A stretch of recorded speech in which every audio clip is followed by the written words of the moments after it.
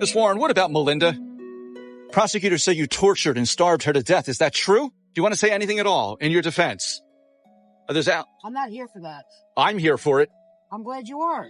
To part two of an exclusive CBS News Philadelphia investigations report, the murder of 12-year-old Melinda Hoagland. The Chester County child died last month after prosecutors say her father and his girlfriend tortured and starved Melinda for months. It was 7:30 p.m. on May 4th, 2024, when a call came through to emergency services in rural Pennsylvania. The voice on the line was frantic, barely holding it together. A man claimed his 12-year-old daughter had collapsed after falling off her bike.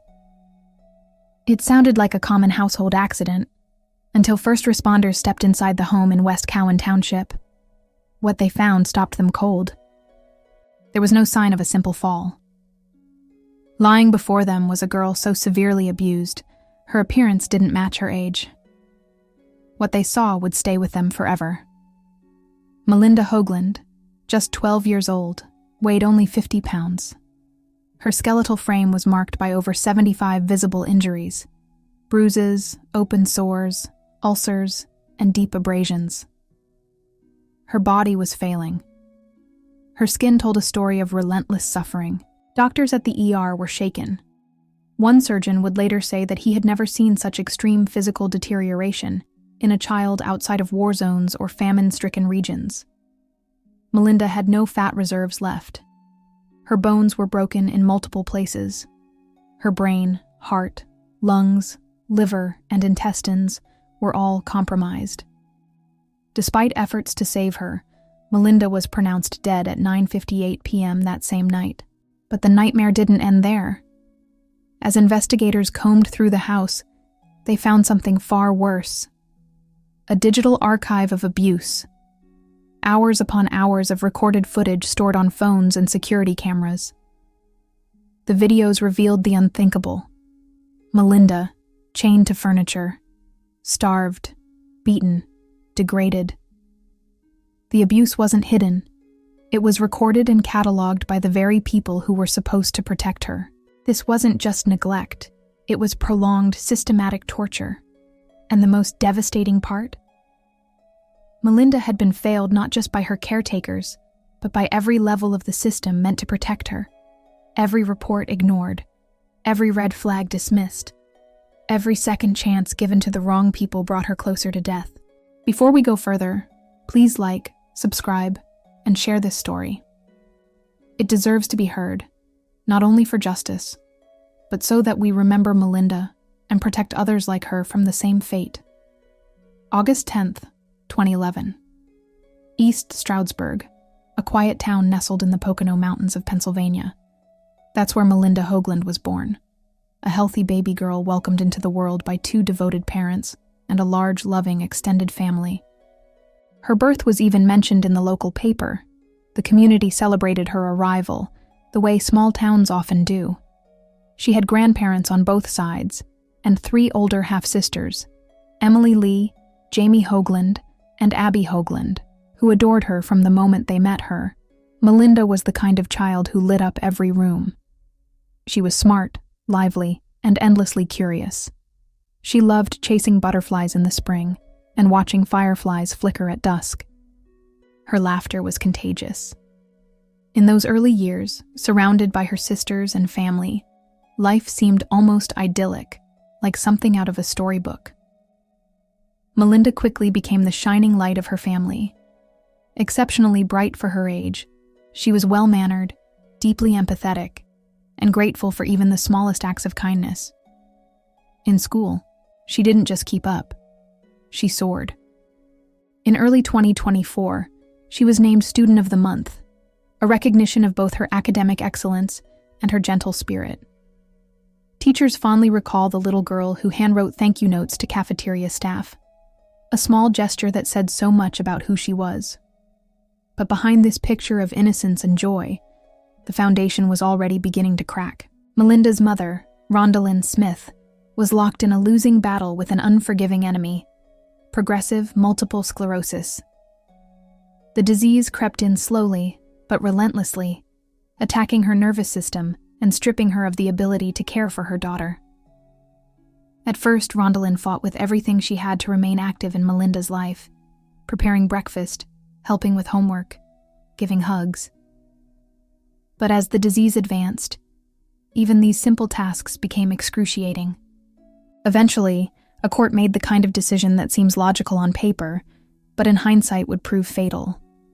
Custody of Melinda was officially handed over to her father, Rendell Hoagland, while Rendell was placed in a long-term care facility, where she would live under constant medical supervision. The last time Rendell saw her daughter was nearly a year before Melinda's death. In a way, that might have been the universe's final act of mercy, sparing a mother from a truth too horrific to bear.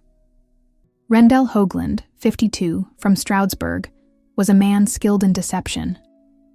On social media, he portrayed himself as a devoted single father, frequently posting cheerful photos of Melinda, smiling at dinner, posing on fishing trips, enjoying everyday moments.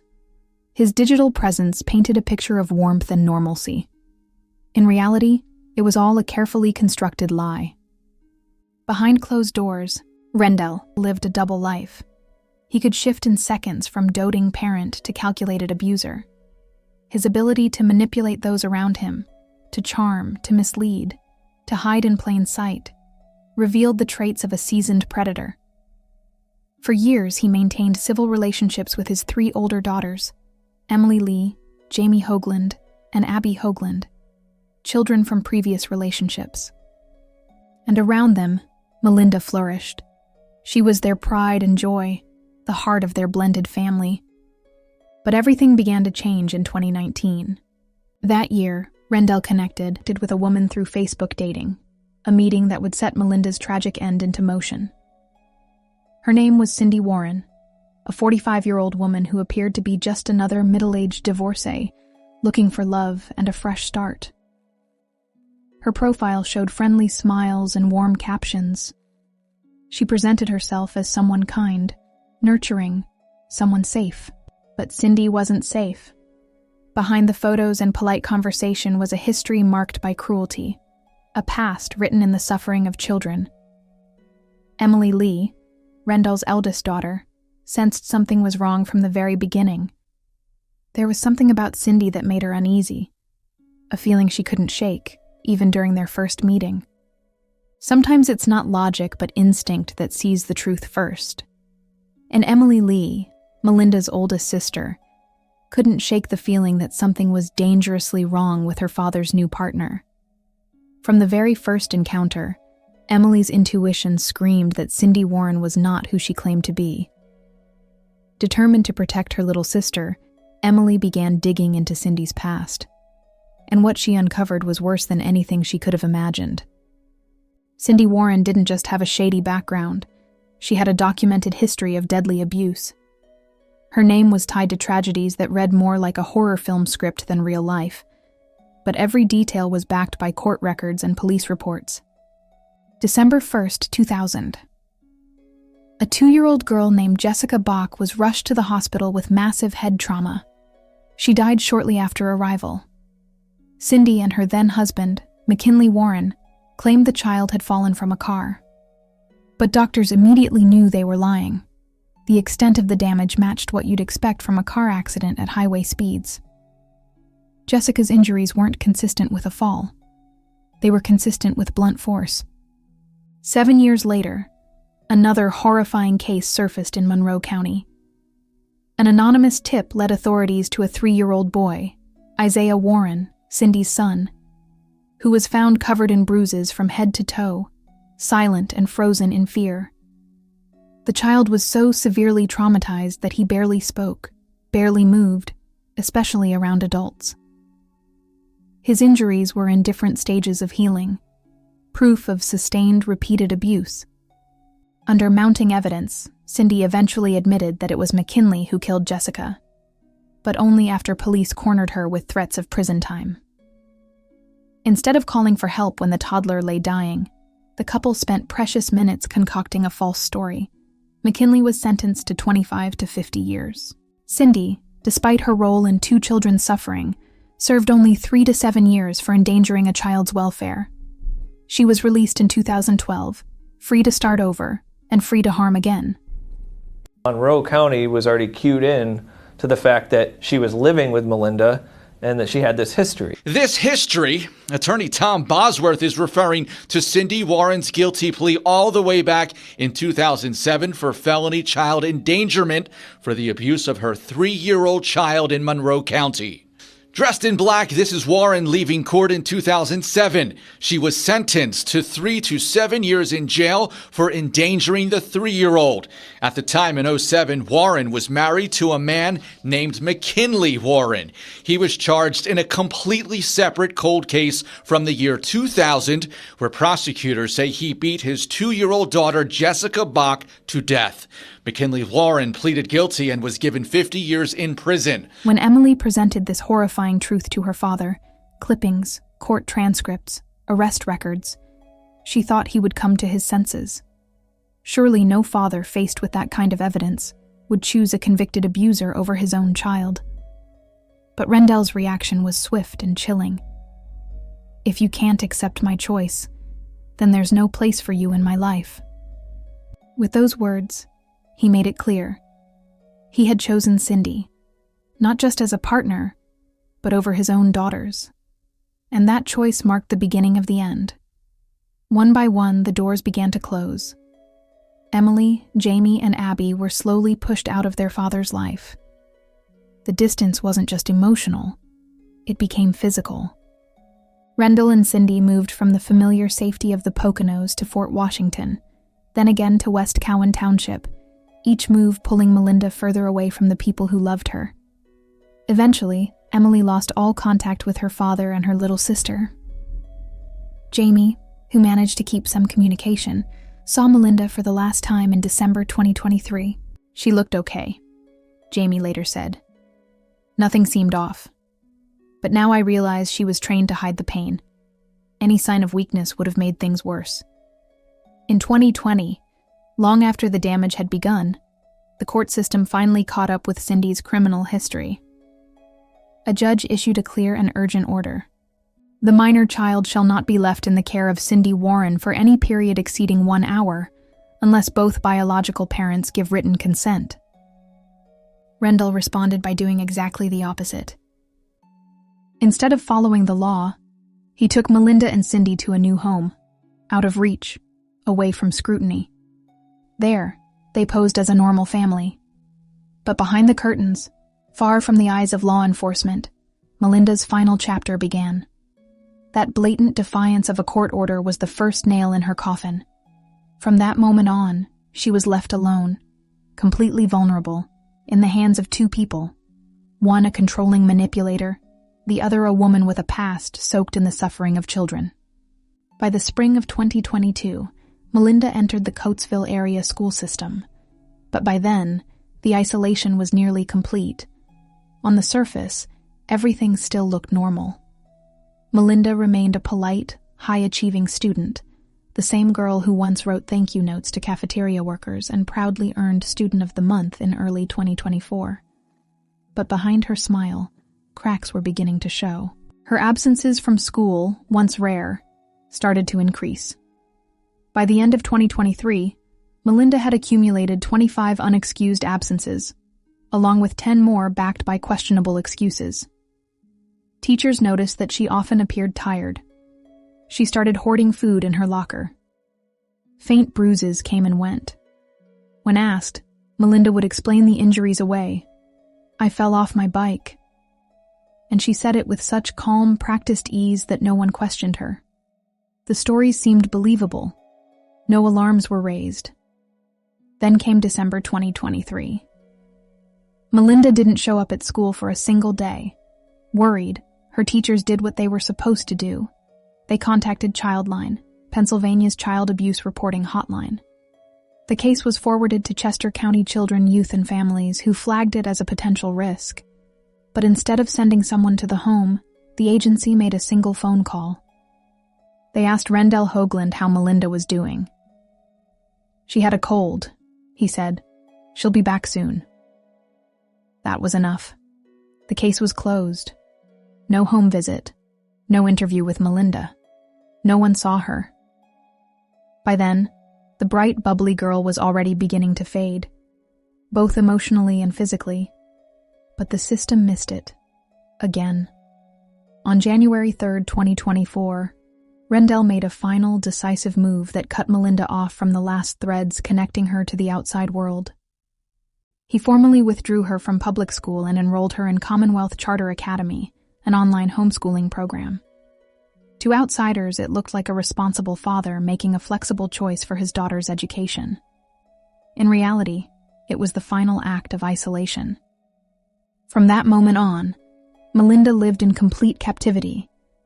Her only witnesses were the Blink security cameras that Rendell and Cindy had installed throughout the house, originally meant for surveillance and control. Ironically, those same cameras would become the most damning evidence of what was about to unfold. By this point, Melinda vanished from social media too. Rendell stopped posting family photos. The smiling child who once featured in fishing trips and birthday dinners disappeared both online and in real life. Why? Because Melinda's physical condition no longer allowed them to keep up the illusion. From January to May 2024, the home on Reed Road became a personal torture chamber. Inside, a child was systematically stripped of her humanity. More than 450 videos captured the daily unraveling of a life. During her virtual lessons, Melinda sat in front of the computer looking calm and attentive. What her teachers didn't see was that her legs were shackled to the floor with heavy chains, just out of frame. On February 6th, the cameras recorded her chained to a dresser, marching in place for hours, trembling from exhaustion, too afraid to stop. On February 11th, Cindy's voice came through the intercom. "Jump up. If you do that again, I'll come in and kick your teeth in." On February 12th at 1:23 a.m., Melinda was caught on camera sleeping on a bare concrete basement floor, still chained to the table. No mattress, no blanket, not even a pillow. Starvation became the central weapon of control. The pantry was locked. Food became a conditional reward, not a right. She was denied meals for the smallest infractions. Forgetting homework, not smiling wide enough, wetting herself involuntarily. Driven by hunger, she began eating the skin off her own hands. Even exercise became a form of calculated abuse. Endless squats until collapse. Push-ups for hours. Forced running with chains around her legs, holding heavy books overhead until her arms gave out. When she faltered, the beatings would resume. Fists, belts, whatever was nearby. Forensic reports would later reveal multiple stress fractures, the result of extreme exertion combined with critical malnutrition. And when her bruises became too visible, they were carefully covered with makeup. Rendell and Cindy exchanged hundreds of messages discussing how to hide the signs of abuse from teachers or other adults. The torture was deliberate, sustained, and effective. By spring, the system they had built had completely broken her. By the end, Melinda wasn't just suffering, she had been reprogrammed. Violence wasn't a horror to her anymore. It was simply life. In one of the last recordings, her voice, flat, robotic, echoed through the camera feed. "Forgive me. I know I have no right to move." This wasn't the voice of a child anymore. It was the voice of someone who had been trained to suppress every natural instinct, to obey, to submit, to survive. In November 2021, Melinda weighed 77 pounds, a perfectly healthy weight for a child her age. By May 2024, she weighed just 50 pounds. She had lost over a third of her body weight in under 3 years. The autopsy told a story in cold, clinical terms. 75 separate injuries, multiple fractures in varying stages of healing, and complete failure of her internal systems.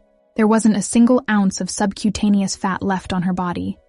She had been starved, overworked, beaten, and emotionally erased. May 2nd, 2024. Surveillance footage captured the final living images of Melinda. Shackled to a desk, she tried to complete her schoolwork. Her hands trembled from malnutrition and fatigue. The next day, May 3rd, her body began shutting down. Her cardiovascular system couldn't circulate blood. Her kidneys stopped functioning. Her liver entered acute failure. Even then, no one called for help. Not until 12:30 a.m. on May 4th, when Melinda was already in her final hours, did Rendell Hoagland finally pick up the phone. But instead of telling the truth, he launched into a rehearsed lie. My daughter fell off her bike. Paramedics saw through it immediately. This wasn't an accident. It was the result of prolonged intentional abuse. At Powley Hospital, doctors fought to save her for nearly 9 hours. But her body was beyond saving. At 9:58 p.m., May 4th, 2024, Melinda Hoagland was pronounced dead. The next day, detectives began going through the evidence inside the house. What they found was overwhelming. Over 450 videos and photos, meticulously archived. A full visual record of her final months. Detective Bernard Martin later told reporters, "In 20 years of law enforcement, I've seen a lot of terrible things. But this was the methodical destruction of a child, elevated to the level of sadistic precision." On May 6th, Rendell Hoagland and Cindy Warren were arrested. Bail was set at $1 million each. At a press briefing, District Attorney Christopher de Baranachero spoke plainly. Melinda endured a level of evil and torment no child should ever face. This wasn't a moment of rage. It was a process, deliberate, organized, and relentless. On July 25th, 2024, the charges were formally upgraded to first-degree murder with aggravating circumstances, text messages, video footage, step-by-step documentation. All of it pointed to the same conclusion. Melinda had been terrorized, manipulated, and dehumanized. Not by strangers, but by the very people who should have loved her. This was not neglect, the prosecutor said. It was execution by design. The prosecution announced it would seek the death penalty for both defendants. Good afternoon. I'm Chris de Baranachero, Chester County District Attorney. It's my unfortunate duty today to come before you and to again discuss the death of 12-year-old Melinda Hoagland. This morning, we upgraded the charges against Rendell Hoagland and Cindy Warren. We charged them with first-degree murder, second-degree murder, third-degree murder, kidnapping, and hundreds of related charges. The defendants are currently being held in Chester County Prison. Because of the nature of the charges, bail is not available to them. And although more conversations to have with Melinda's family, and although we have more work to do on the investigation front, I can stand here before you today and say that we intend to pursue the death penalty in this case. Before I go further, I want to set some ground rules for today's press conference. First, I remind the public that, like all defendants who are charged with crimes, these defendants are innocent until proven guilty. Second, I want to inform everyone what we said in our press announcement this morning. Melinda Hoagland's biological mother is mourning. She does not wish to be contacted. We'll talk a little bit more about her later, but she has a severe medical condition already.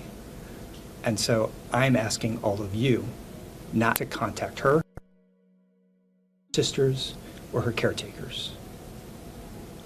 Third, I want to remind you that I have certain ethical responsibilities as I stand here before you today. And so one of those things is I can't really talk substantially about any defendant's prior criminal history, if they have any.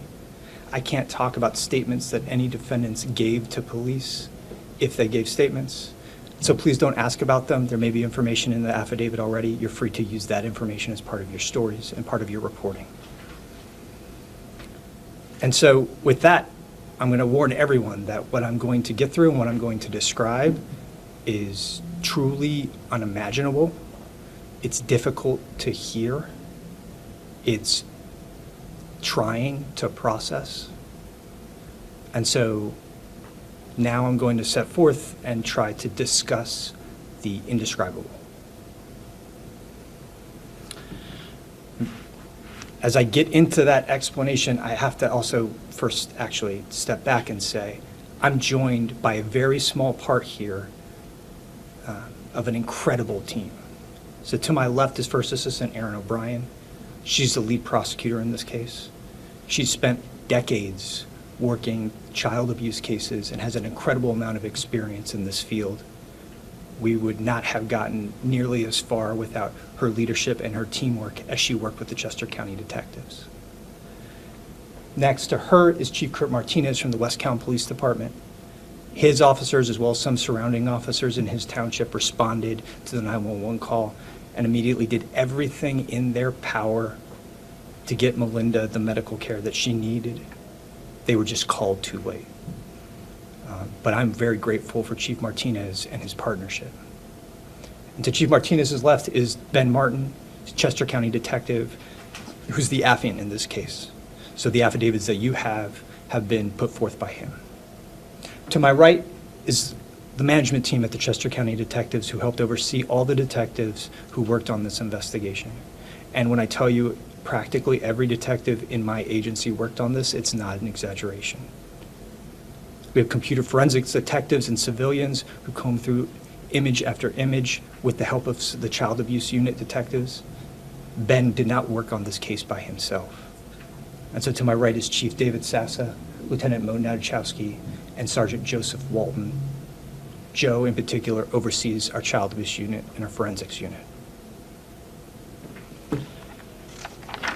So with those introductions, I want to talk about this case because the last time we gathered, I detailed how law enforcement found a severely emaciated and broken body of 12-year-old Melinda Hoagland.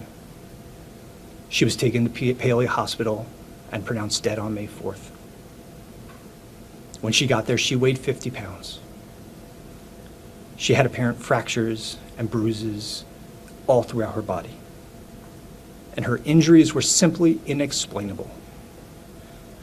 And then as we investigated, a preliminary number of cell phone videos clearly showed that Melinda was terrorized by the defendants. And since our last press conference, we've had a forensic pathologist make a number of findings during Melinda's autopsy. Melinda died of starvation and blunt force trauma. She did not have any disease. She did not have something that caused her to lose weight. She was starved, and she was forced to exercise to the point that she had, according to the pathologist, no sign of body fat on her. In fact, Melinda had injury to practically every major organ system in her body, including her brain. While medical experts chronicled her injuries, the team of fabulous detectives here went through and parsed through incredible amounts of data. This was data from cell phones, blink camera videos, and other sources. They found over 450 videos of evidentiary value, hundreds of still images of evidentiary value, and text messages of evidentiary value that spanned 2.5 years. The evidence shows that these defendants communicated regularly about how they were going to terrorize Melinda. She was subjected to physical and psychological torture. And as someone who has reviewed just a small fraction of these photos and videos and text messages, I will tell you that it appears that Melinda was reprogrammed to accept abuse as part of her life. She would not report abuse because she was afraid of being beaten even more fiercely than she had been before. The physical punishments spanned a really wide and torturous gamut. On multiple occasions, Melinda was struck in the face so badly that she had to be held home from school because makeup would not cover up her injuries, and makeup was regularly employed in order to cover up lesser injuries.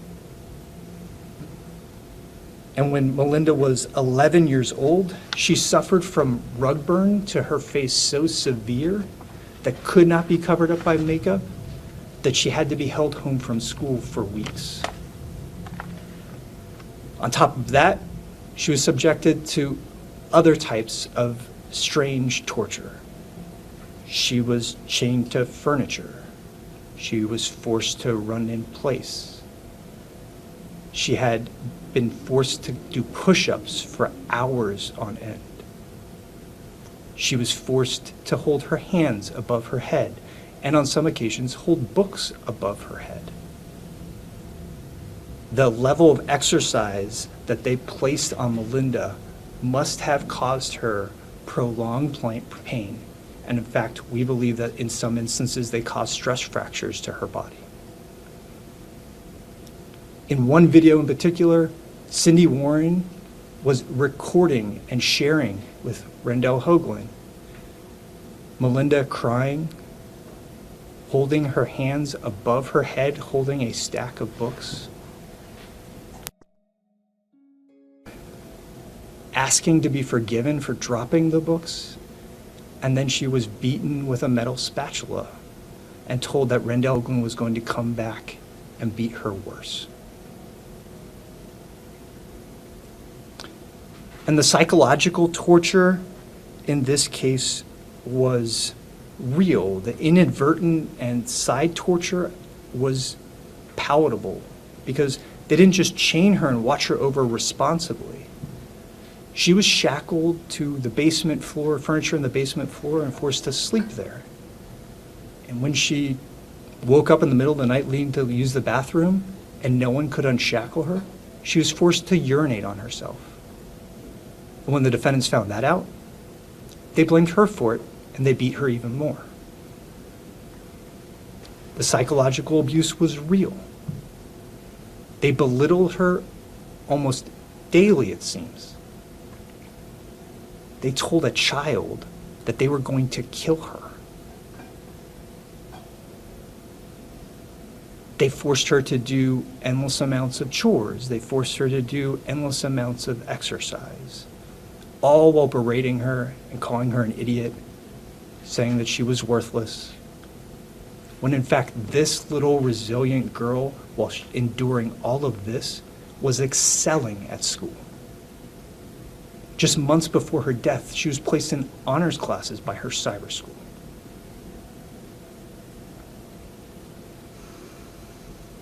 But in May, this incredibly resilient young girl, her body could not take it anymore. She began to shut down early morning hours of May 4th. And the defendants denied her medical care. They questioned whether she was faking being unconscious. They tried to find smelling salts when she wouldn't wake up to try and wake her up. They took almost 3/4 of a day to call 911. And by the time that West County and other law enforcement officers could respond, it was simply too late. So, since we announced our initial set of charges, we've all asked this question from the outset, right? Like, how could this happen in America? I'm not sure that I have satisfying answers today. But what I want to do before I turn it over to you for questions is kind of talk through some of the immediate questions that we've seen that as a team we've been approached by and asked by members of the public or we've seen in comments online. And, I want to start by the first question, which is just quite simply like, when did this all start? How could someone turn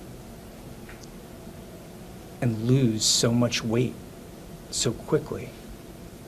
And so to my left and in the packets is a timeline of abuse. We were able to determine through text messages that the first instance that we can say right now is that in November of 2021, that was the first instance in which we have some sort of recording that the defendants caused a physical injury to Melinda. Coincidentally, that was also the same month that she was last seen by a pediatrician. At that visit in November of 2021, she weighed 77 pounds. And we could not fit enough bullets to make this legible, but we've chosen some of the lowlights from the defendant's abuse so that you can see in one page what is detailed across our dozens of pages of information in the affidavit of probable cause. Melinda experienced torture that was progressively ratcheted up over time. She was removed from school in December of 2023. She was still excelling at cyber school in March of 2024. And in May, and on May 4th, we have a detailed timeline of what these defendants knew and how they failed to provide her medical care as demonstrated by their own text messages and their own phones and phone searches. I want to turn to the next question, which is that we've seen, which is, where was Melinda's body happening? Right, and this is sort of my frustration as where we are with society, because a lot of people like to post things and comment online and speculate and make accusations. But in reality, Melinda's mom suffers from a severe medical condition. She can not really care for herself, and she's in no position to care for a child. That is one of the primary reasons, I assume, that Rendell Hoagland had primary custody of Melinda. She has no blame in all of this, and she was in no position to do what her father should have done. Another question that we've seen and we want to talk about, because we've been, and I hinted at earlier, is will we charge the death penalty in this case? We are pursuing the death penalty here. I'll talk a little bit about what that process looks like. Every first-degree murder charge, when it is supported by certain factors, is eligible for the death penalty. One of those factors that we are to consider is torture, regardless of the age of the victim, whether they were tortured before or as part of their killing. And that is the primary factor, although we are researching others that involve in this case. The next step legally is for us to file paperwork at the time of arraignment. So that's the next legal proceeding that occurs after a preliminary hearing. And we intend to file that paperwork. But I want to tell everyone, like in every DA's office across this Commonwealth, that determination is not set in stone. Because we have been working on this aspect of the case, the investigation phase, I have not gotten a chance to personally sit down with Melinda's family. They will be consulted as part of the final determination of how we proceed. And we will be looking at other factors that we're required to pursuant to the death penalty statute. In the end, before trial, we will make our final determination as to how we are going to proceed with the death penalty. But I can tell everyone right now, we will be filing that notice at the time of arraignment. Another question that I think we all are asking is, what in the world could we have done to prevent this? It's really difficult for me to be able to say in this case, because on one hand, when you read what we've chronicled in the affidavit of probable cause, you have to feel like we do, that there has to be something that we could have done, that we could have done better for Melinda. But I want to say that part of the reason I'm here and why this is such a critical press conference to me is we're dealing with the unimaginable. And I think it's important for school districts, law enforcement, CYFs across the state and across the country to see what happened here. Because although it doesn't get a ton of press, this does happen on exceedingly rare occasions in different parts of the country. And it's time that we all go back and look at our processes and make sure that we are doing everything we can to help our children, to make sure that they're not being subjected to this. But on the other hand, I want to make something perfectly clear. We are here because there is evil in this world. We all like to, I think, at times forget about that simple fact. And sometimes, no matter what everyone does, no matter how much we try, evil harms innocent people, even innocent children. And so we are here today because of what these defendants did, and for no other real reason. Because we've reviewed scores of school records, we've restored all kinds of records here in this case, and the evidence shows here that teachers, school districts, whether they were cyber school or in school, like in-person school, they cared about Melinda. They checked in with her. She was reprogrammed. And they did the best that they could with the evidence that they had. There is no investigation into any agency for failing to act in this case. This is not a case where abuse was actually reported and no one did anything. And so the final question I'll ask before I turn it over to everyone here is, and I'm sure everyone is asking this as well, is what can we do to make sure that this doesn't happen again? Because this should never happen. And the first thing I will ask everyone to be reminded of, and it's not a criticism, but it needs to be a part of our culture, is that if you say something, you need to say something. You do not need to be a teacher, a doctor, a school, a member of law enforcement. You don't have to be a mandatory reporter to call Childline and report something strange. The law does not allow any government agency to take children out of their parents' home without real, meaningful evidence and without reports. We, as government agencies across the board, have very limited abilities to be able to go in court and do what we need to do. So your reports, even if you don't feel like something happened in the aftermath, can be a data point that adds to an ongoing story. It can be that first dot in a timeline. And it can help a child. So please, make calls to Childline, make the reports that you need to make if you see something so that we can do our jobs. Because unfortunately in this case, none of the Childline reports that came in reached the county detectives or any law enforcement officer level that the law kind of describes. They should not have appeared to have made it to us.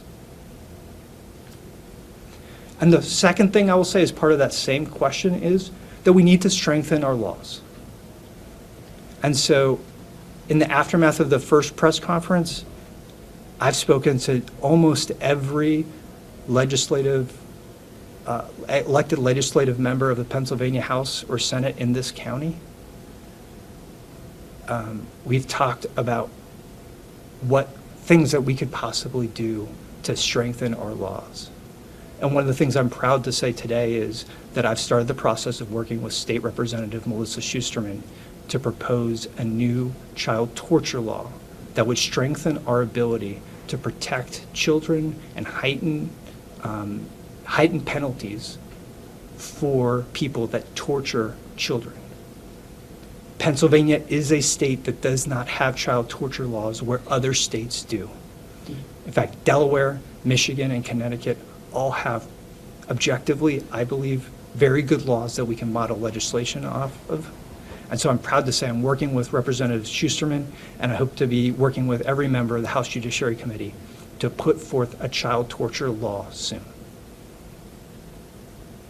So with that, I want to close this part of the conference by saying that this has been an unfortunate privilege for me to work with this entire team that's on stage, some of who are in the back, and some who are upstairs working on other cases. We worked diligently to get justice for Melinda, and the charges today are the first step in that process. Thank you. What questions you folks have? Two questions for you, Sure. sir, if you could. First off, I didn't get a chance to read the full criminal complaint. Do we know why? Do we know why this was taking place? Number one. Number two, The school district has put out statements suggesting that they followed their duties under the law and made reports to the county agency that is responsible for checking in on matters like this. Has your investigation shown then what happened there? A number of things are, part of that is detailed here in the affidavit of probable cause. To start with the second question first, which is, yes, the school district did make, as part of the, we talked about this as part of the first press conference too, but as a reminder, 2 child line reports. Those child line reports went to Chester County CYF. CYF made phone calls to Cindy Warren and Melinda Hoagland, or Melinda Hoagland, I'm sorry, don't quote me on which one, where they lied to them about the nature of why Melinda had been injured or what her behavior looked like. Should they have gone to that house? Look, I'm not a CYF where I'm a prosecutor, right? So I try to stay in my lane as much as possible. So what I will say is, like, iron sharpens iron, and I encourage you to ask those questions to CYF. I believe that your questions to our agency, to CYF, to the schools, make sure that we have better processes and procedures in place. And so you should ask those questions. Do I personally wish that they had tried to talk to Melinda Hoagland or gone to the house? Yes, but I will caution you, that house was incredibly clean, right? I don't believe that CYF would have had the power to do anything because the house did not give the appearances that she was being abused. And I wish they would have talked to Melinda Hoagland, because there's a very, very small chance that she might have disclosed. But as I've told you, she's been reprogrammed, and she was not inclined to tell anyone what was happening to her. She was on video with teachers every day, but she was being watched. And she was at school for months with teachers that clearly cared about her. They would clearly check in with her, and she did not disclose anything directly. Everything that teachers were working off of and CYF workers were working off had been observed. So that's how I try to answer that question as fairly. And any guess why this happened? I never can answer why someone would ever torture a 12-year-old, right? There's no, whatever the explanation is, I don't know that I would believe it. And previous reports have said there was another child living in that home, so there still has been no indication of abuse on that second child. Correct. Our investigation has revealed that Cindy Warren's biological son, a younger son, was living in that house. And actually some of the evidence reviewed showed that when she would get up to go do something else in another room and was trying to record Melinda, that she would have her son do the recording for her. There's no indication that he was abused. By all accounts, he was treated well in that house. And how old is he? I don't know. I'm not in a position to want to describe his age at this point because he is a juvenile, but I will say that he is younger than Melinda. And just one more question. You had mentioned Melinda's biological mother having a severe medical condition. Is that a physical or mental? That's all I'm going to say about her for her privacy, but she has a severe medical condition. Doesn't allow her to care for children.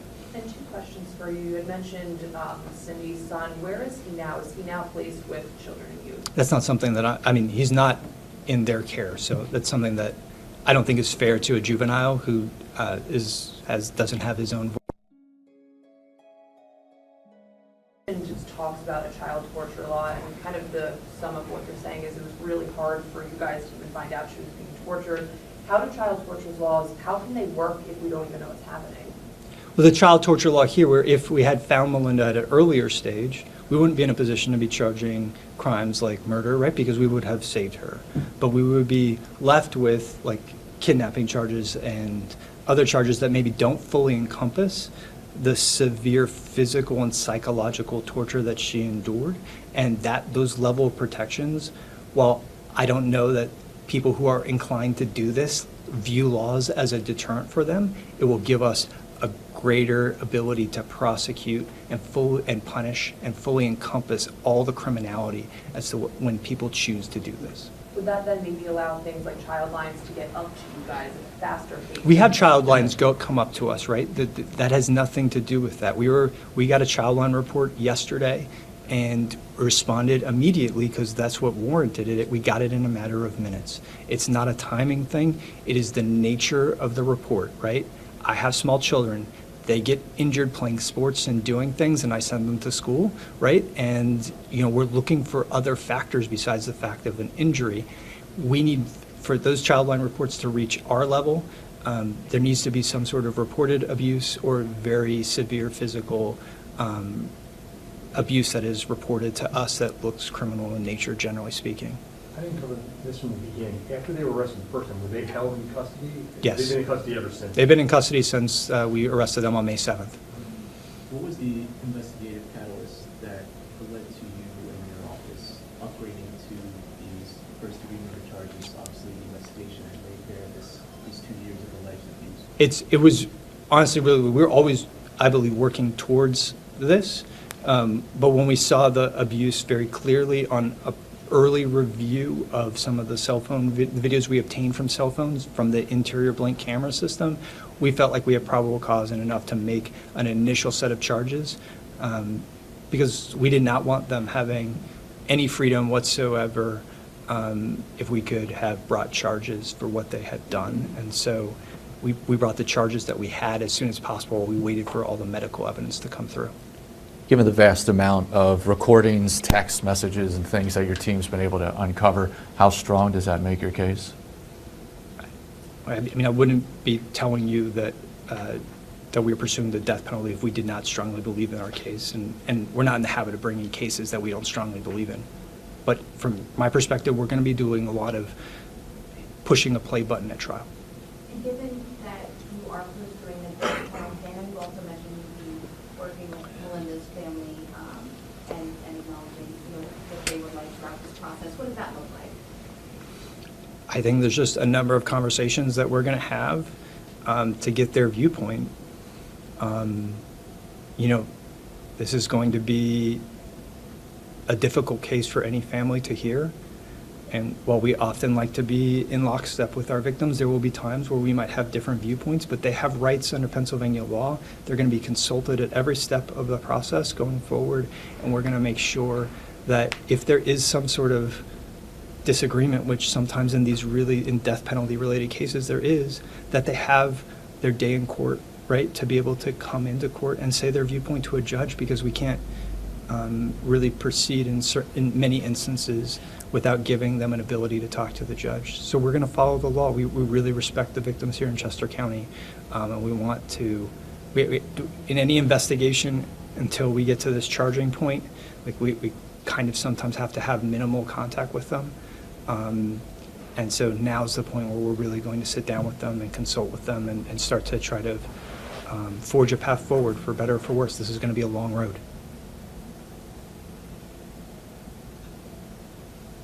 All right, well, if there are no other questions, thank you all for coming. I really appreciate it. Thank you. Thank you. August 29th, 2024. For the first time since her death, Emily Lee, Jamie, and Abby Hoagland saw their father in person, in a courtroom, in handcuffs. I needed to see him in chains, Emily later said, the same way he kept my little sister. But for the sisters, this wasn't just about seeking justice through the criminal courts. They wanted accountability from everyone who failed Melinda. Soon after, the three women filed a massive civil lawsuit against Chester County children, youth, and families, as well as other government bodies they believe contributed to their sister's death through negligence and inaction. These agencies had so many chances to protect her, said Abby Hoagland. Instead, they turned away. This lawsuit is to make sure no one else does the same. Together, the sisters founded a nonprofit, Justice for Melinda, Inc. Their goal, to push for legislative change, including Melinda's Law, which would create a national registry of convicted child abusers. If such a system had existed earlier, perhaps someone in a position of authority could have seen Cindy Warren's violent past. Perhaps Melinda would still be alive. Melinda Hoagland's half-sisters want change and reform. They want improved communication between child protective services in each and every one of Pennsylvania's 67 counties. I think there was a lot of failure on a lot of different levels from outside of the home. Investigative journalists began peeling back the layers of this tragedy, And what they found was not just heartbreaking, but infuriating. Chester County children, youth, and families had received multiple warnings over the years. In each case, they responded with the bare minimum, usually a phone call to Rendell. They never visited the home. They never spoke to Melinda in person. The school district also raised red flags, increased absences, visible bruises, food hoarding. They reported these signs, but once Melinda was withdrawn for homeschooling, no one followed up. A court order, issued in 2020, explicitly forbade Cindy Warren from being left alone with Melinda. No one enforced it. One institution after another, schools, child services, family court, failed. And the cost of that failure was the life of a 12-year-old girl. Melinda Hoagland's story isn't just about child abuse. It's an indictment of an entire system that allowed it to happen, despite years of warnings. She was the same girl who wrote thank you notes to lunch ladies, who chased butterflies and fireflies in the spring, who earned Student of the Month just months before her death. And she was murdered, slowly, methodically, in the one place that should have been safe, her own home. Her death was not inevitable. It was preventable. There were so many moments, crucial moments, where someone could have stepped in. Someone could have acted.